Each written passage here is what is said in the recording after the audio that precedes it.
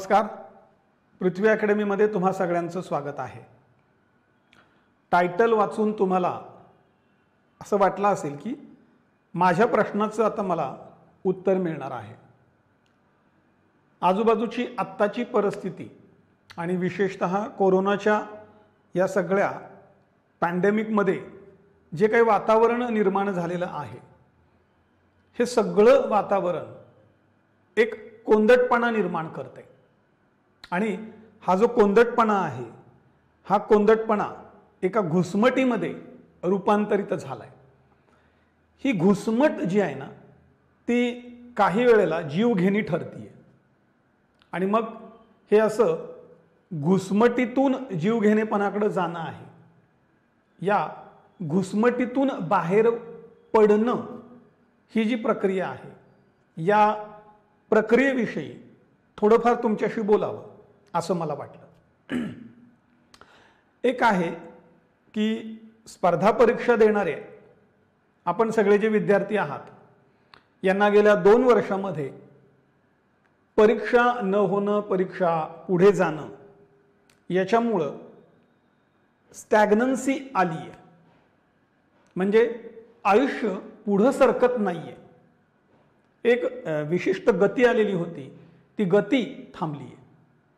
पण आपल्यावर असणाऱ्या जबाबदाऱ्या त्या मात्र काही थांबलेल्या नाही आहेत.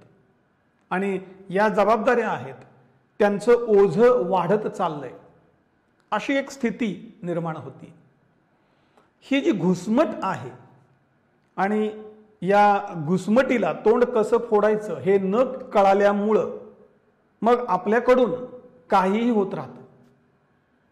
आता ही जी काही एकंदरीत सगळी प्रक्रिया आहे ना, या सगळ्या प्रक्रियेला मी एक अवस्था असं म्हणेल. आणि ही जी अवस्था आहे ती 2 प्रकारची अवस्था आहे. एक बाह्य अवस्था आहे आणि दुसरी आंतरिक अवस्था आहे. बाह्य अवस्था जी आहे, या बाह्य अवस्थेकडे आपण बघितलं तर परीक्षा होत नाहीये. याला कारणं खूप काही असतील. त्यामध्ये पॅन्डेमिकचं कारण असेल, आरक्षणाचं कारण असेल, शासनाकडून याच्याकडं त्या अख्ख्या प्रक्रियेकडं कसं बघितलं जातंय त्या बघण्याचं कारण असेल. कारणं खूप सारी आहेत. तर ही जी अवस्था आहे, त्यातली जी बाह्य अवस्था आहे, हे बाह्य स्टॅग्नन्सी आहे. ही जी बाह्य स्टॅग्नन्सी आहे ना, या बाह्य स्टॅग्नन्सीवर आपण विद्यार्थी म्हणून नियंत्रण आहे का? तर याच्यावर आपलं कुठलंही नियंत्रण नाहीये. बाह्य परिस्थिती आपल्या हातामध्ये नाहीये. मग ही जी बाहेरची परिस्थिती आहे, ती हातामध्ये नसताना या बाहेरच्या परिस्थितीमध्ये आपण घुसमटतोय असं तुम्हाला वाटतंय का? म्हणजे परीक्षा होत नाहीये म्हणून घुसमट होतीये का? परीक्षेची अनिश्चितता आहे म्हणून घुसमट होतीये का? नीट बारकाईनं बघितलं तर असं लक्षात येईल की ही जी काही बाह्य कारणं आहेत ना, ही सगळीच्या सगळी बाह्य कारणं एक आरसा या स्वरूपाची आहेत. म्हणजे आपल्याला ती चित्र दाखवतायत की स्टॅग्नन्सी आलेली आहे. आणि ही जी स्टॅग्नन्सी आलेली आहे, ती या बाह्य स्वरूपाकडे बघत बघत बघत मग दुसऱ्या एका गोष्टीमध्ये रूपांतरित झालेली आहे. आणि ती म्हणजे आंतरिक स्टॅग्नंट अवस्था. आणि खरी गोची जी आहे ना, खरी जी अडचण आहे, ती या आंतरिक स्टॅग्नन्सीच्या अवस्थेमध्ये आहे. ही जी आंतरिक स्टॅग्नन्सी आहे, तीच आपल्याला पुढे जाऊ देत नाहीये. जे गुदमरणं आहे, जी घुसमट होतीये, ती आतून आहे. हे बघा, बाहेरच्या वातावरणामधला ऑक्सिजन कमी झाला, अशी खरंच परिस्थिती झाली तर मला ऑक्सिजन घेता येणार नाही आणि माझा श्वास गुदमरेल. पण बाहेर ऑक्सिजन असताना सुद्धा मला ऑक्सिजन घेता येत नाही, कारण परीक्षा होत नाहीये, एक लक्षात घ्या. त्यामुळे मला गुदमरल्यासारखं होतंय. ही जी इंटरनल स्टॅग्नन्सी आलेली जी आहे, त्या इंटरनल स्टॅग्नन्सीला तोंड देणंच अवघड झालंय. आणि मग त्याच्यातून डिप्रेशन येतंय, हताशपणा येतोय, काहीतरी पावलं उचलली जात आहेत, किंवा पुण्यामध्ये एका स्पर्धा परीक्षा देणाऱ्या विद्यार्थ्यांनी अगदी टोकाचं पाऊल उचललं असं होतंय. आता हे स्पर्धा परीक्षांच्या दृष्टिकोनातून आपण म्हणत असताना आयुष्यामध्ये आपल्या आजूबाजूला अशा टोकाची पावलं उचलणाऱ्या घटना वारंवार घडताना दिसतात. याचं रिझनच आहे की इंटरनल अवस्था जी आहे, आंतरिक स्थिती जी आहे, त्या आंतरिक स्थितीमध्ये घुसमट होतीये. बाह्य अवस्था जी आहे तिच्यावर माझं नियंत्रण नाही, पण आंतरिक अवस्था आहे तिच्यावर फक्त आणि फक्त माझंच नियंत्रण असतं.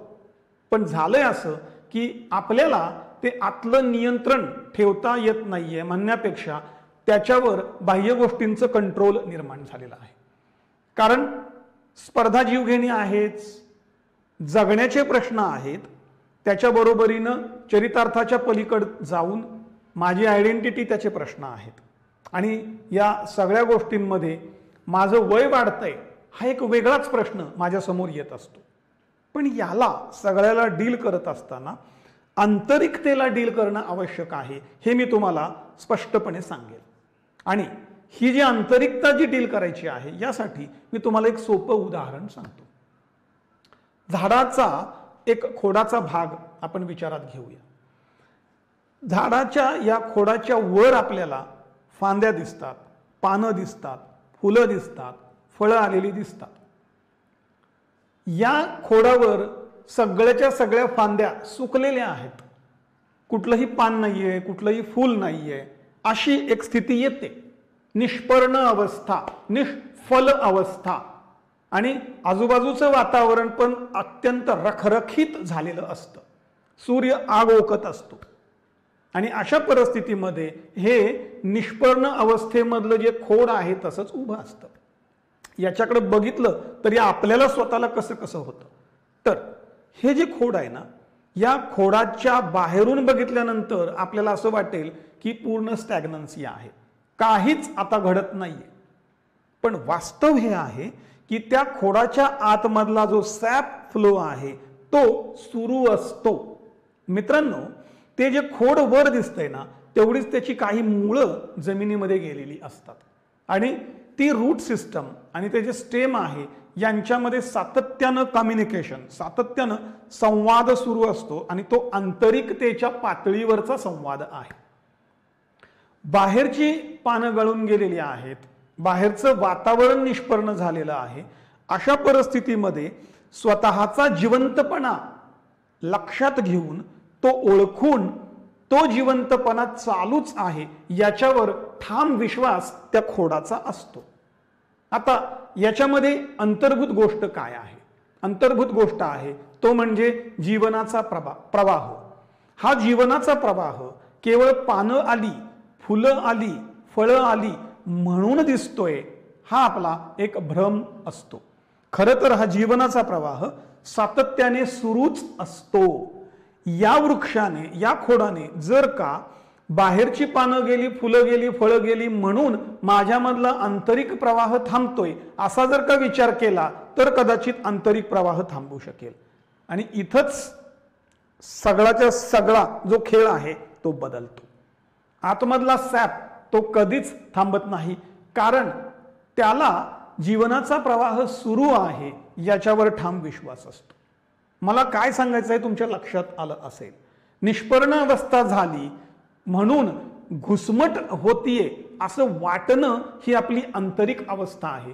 पण आंतरिकतेमध्ये जीवनाचा जो अखंड आणि प्रचंड प्रवाह आहे, मी जर का त्याच्याशी जोडलेलो असेल, मी जर त्याच्याशी कनेक्ट झालेला असेल तर मग होतं काय? परीक्षेला वेळ लागला हरकत नाही, कारण मला स्वतःला जे काही आता आयडेंटिटी म्हणून जे नाव दिलेलं आहे, इतरांच्या डोळ्यामध्ये नाव दिलेलं आहे, त्याच्या पलीकडं मी एक जीवन आहे याची मला पूर्ण जाणीव असते. आणि एक लक्षात घ्या, जीवन परिपूर्ण असतं ते कधीही बाहेरच्याच फक्त गोष्टींवर अवलंबून असत नाही, ते आंतरिकतेतून परिपूर्ण असतं. आणि त्याचा सबळ पुरावा तुम्हाला सांगतो. हात ठेवा इथं, हृदयाची धडधड ऐकायला येईल तुम्हाला. नाकाच्या खाली बोटं ठेवा, तुम्हाला श्वास चालू असलेला दिसेल. या ज्या इनव्हॉलेंटरी प्रक्रिया आहेत, मी काय म्हणतोय अनैच्छिक प्रक्रिया आहेत बघा, ह्या अनैच्छिक प्रक्रिया आहेत. हा जीवनाचा प्रवाह अव्याहतपणे सुरू आहे हे आपल्याला वारंवार सांगत असतात. मग जीवनाचा प्रवाह सुरू आहे याचाच अर्थ जीवन पुढे सरकतंय, ते स्टॅग्नंट झालेलं नाहीये हे आपणाला अजून किती ठळकपणे सांगायला पाहिजे. म्हणजेच बाह्य परिस्थितीवर माझं नियंत्रण नाहीये हे मला कबूल आहे, त्याच्यामुळं मला थोडीशी नाराजी येऊ शकते, थोडासा ताण निर्माण होऊ शकतो, थोडासा तणाव येऊ शकतो, मी काहीसा अलोप होऊ शकतो. पण जेव्हा माझा आतमधला आत्मसंवाद सुरू राहील, आतमध्ये माझंच माझ्या अस्तित्वाशी म्हणजे माझ्या आतमध्ये जो काही प्रवाह आहे त्याच्याशी जेव्हा माझं बोलणं सुरू असेल तेव्हा तो एकटेपणा येणार नाही. मग माझ्या असं लक्षात येईल की हे जीवन अमूल्य आहे, कारण हे जीवन आहे म्हणून तर सगळं आहे. जर हे जीवनच नसेल तर उरलेल्या कुठल्या गोष्टीला काहीही अर्थ उरत नाही. तेव्हा सुप्रीम काय आहे तर आपल्या सगळ्यांच्या आतमध्ये वाहत असलेला तो चैतन्याचा प्रवाह, आणि हा चैतन्याचा प्रवाह इतका सुप्रीम आहे, इतका स्ट्रॉंग आहे की बाहेर किती जरी काळ दुष्काळ पडला, परिस्थिती जरी प्रतिकूल आली तरी सुद्धा हा प्रवाह कधीही थांबत नाही, स्टॅग्नंट होत नाही. पण फक्त त्या प्रवाहासोबत राहणं गरजेचं असतं. आपण त्याच्यापासून डिलिंक झालो की मग अडचणी निर्माण होतात, मग नैराश्य येतं, मग तणाव येतो, मग ताण येतो, मग चुकीची पावलं टाकली जातात. जीवनापासून वेगळं झाल्यामुळं आपली जी एक परसिव्ड आयडेंटिटी आपण तयार करतो त्या परसिव्ड आयडेंटिटीला अडचणी असतात, जीवनाला अडचणी नसतात. तेव्हा आपण म्हणून जे लाईफ आहोत, आपण म्हणून जो प्रवाह आहोत, आपण म्हणून जो प्रचंड मोठा फ्लो सातत्यानं सुरू आहे, प्रचंड मोठी ऊर्जा सातत्यानं वाहतीये, त्या ऊर्जेची फक्त जाणीव ठेवणं गरजेचं आहे. आणि ही जाणीव ठेवण्यासाठी काही करण्याची आवश्यकता नाहीये. मी ऊर्जेचा प्रवाह आहे याचा पुरावा तुम्हाला त्या हृदयातून आणि श्वासाच्या माध्यमातून सातत्यानं मिळतोय. परिस्थिती हळूहळू बदलत जाते. मानवाचा इतिहास आतापर्यंत असा आहे की कितीतरी प्रतिकूल परिस्थिती आली तरी सुद्धा मानवानं त्याच्यावर मात केलेली आहे. याचं कारण आहे मानवाचं अस्तित्व हे जीवनाच्या मुळाशी आहे, आणि जीवनाचा प्रवाह या सगळ्या प्रवाहाला एनर्जाइज करणारा जो मूळ स्रोत आहे तो अखंड आहे. आणि त्या मूळ स्रोतावर आपला ठाम विश्वास असेल तर मग मात्र आपली सगळ्या अडचणींमधून हळूहळू सुटका होईल.